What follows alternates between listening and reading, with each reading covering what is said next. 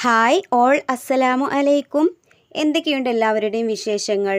അപ്പോൾ ഞാനിന്നിവിടെ തേങ്ങ അരച്ച മീൻ കറിയാണ് കേട്ടോ ഉണ്ടാക്കുന്നത്. അപ്പോൾ അതെങ്ങനെയാണെന്ന് കാണിക്കാം. പാൻ നന്നായി ചൂടായതിനു ശേഷം അതിലേക്ക് ഓയിൽ ചേർത്ത് കൊടുത്തിട്ടുണ്ട്. അതിൽ കുറച്ച് ഉലുവയും കൂടെ ഇട്ട് കൊടുത്തിട്ടുണ്ട്. ഉലുവ പൊട്ടി വന്നതിന് ശേഷമാണ് വലിയ ഉള്ളി ചേർത്ത് ഒന്ന് നന്നായിട്ട് വഴറ്റിയെടുത്തിട്ടുണ്ട്. എന്നിട്ട് അതിലേക്ക് ഇഞ്ചി, വെളുത്തുള്ളി, പച്ചമുളകും കൂടെ ചേർത്ത് കൊടുത്തിട്ടുണ്ട് കേട്ടോ. ഇനി ഇത് നന്നായിട്ടൊന്ന് വഴന്ന് വരട്ടെ. വഴന്ന് വന്നതിന് ശേഷം നമുക്ക് ഇതിലേക്ക് തക്കാളി ചേർത്ത് കൊടുക്കാം.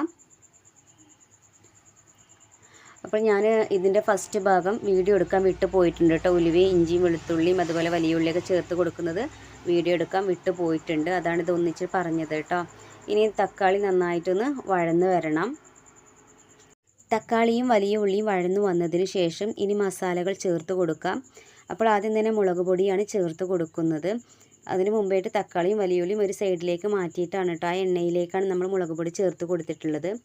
അപ്പോൾ നമ്മളുടെ കറിക്ക് നല്ലൊരു നിറം കിട്ടും കേട്ടോ. അപ്പോൾ ഇനി ചേർത്ത് കൊടുക്കുന്നത് മഞ്ഞൾപ്പൊടിയാണ്. മഞ്ഞൾപ്പൊടിയും മുളക് പൊടിയും നന്നായിട്ടൊന്ന് മിക്സ് ചെയ്യുക.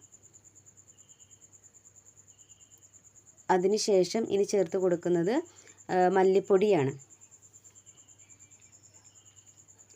അപ്പോൾ മല്ലിപ്പൊടിയും ചേർത്ത് കൊടുത്തിട്ടുണ്ട്. ഇനി എല്ലാ മസാലകളും നന്നായിട്ടൊന്ന് മിക്സ് ചെയ്യാം. ഒന്ന് ചെറുതായിട്ട് മൂത്ത് വന്നതിന് ശേഷം നമുക്ക് ഉപ്പും കൂടെ ചേർത്ത് കൊടുക്കാം.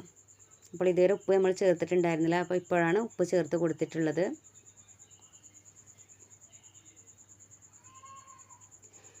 അപ്പോൾ ഇനി നമുക്കിതിലേക്ക് പുളിവെള്ളം ചേർത്ത് കൊടുക്കാം. ആവശ്യത്തിനുള്ള വെള്ളം ഒഴിക്കുക കേട്ടോ. ഇനി കറിയിലേക്കുള്ള അരപ്പ് റെഡിയാക്കാം. അതിനുവേണ്ടി മിക്സി ജാറിലേക്ക് തേങ്ങയും വലിയ ജീരകം, ചെറിയ ഉള്ളിയും കൂടെ ചേർത്ത് നന്നായി അരച്ചെടുത്തിട്ടുണ്ട്. അപ്പോഴേക്കും കറി നന്നായി തിളച്ച് വന്നിട്ടുണ്ട്. ഇനി നമുക്കിതിലേക്ക് മീൻ ചേർത്ത് കൊടുക്കാം. അപ്പോൾ മീനെല്ലാം ചേർത്ത് കൊടുത്തിട്ടുണ്ട്. ഇനി ഒന്ന് തിളപ്പിക്കുക.